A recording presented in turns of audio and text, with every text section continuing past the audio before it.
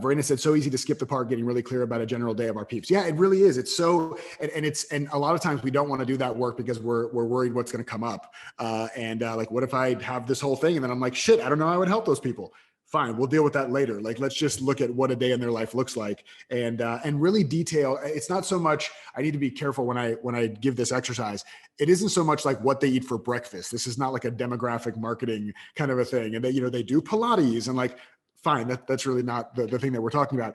It's more like, how do challenges show up in their life, right? They go to work and they sit through yet another 3-hour meeting where all they can do is daydream about doing something they actually care about, right? But they would never go do the thing they care about because they have a family at home and they need to have the safety and security of their corporate job. And so going to start a business feels like the most ridiculous, unsafe, stupid thing they could ever do.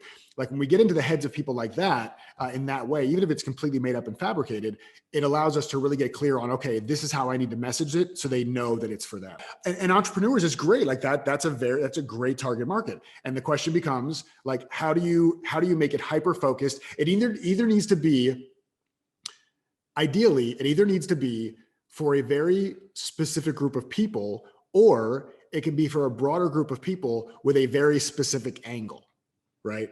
So it's one of the two things, either for a very specific group of people, female entrepreneurs in the tech space, totally great, or all entrepreneurs or female entrepreneurs is fine too, who don't want to sacrifice their family life to be successful in their job, right?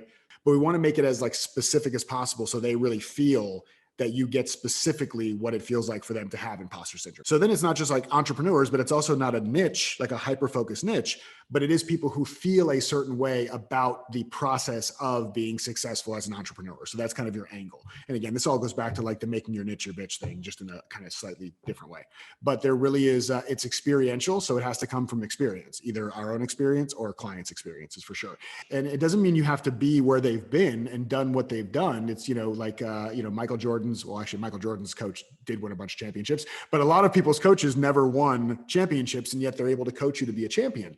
But they have studied the game enough. They've been in the game enough. They've observed other players enough. They've worked with other players enough that they can see patterns and they know what works and what doesn't. So if we are not, there was actually a marketer who said this once, and I really loved it. He said, if you're not able to write a day in the life of your ideal client, you shouldn't be serving that person yet. Right? We need to intimately know that. And that only comes from our own experience or from working with people who have been in that experience.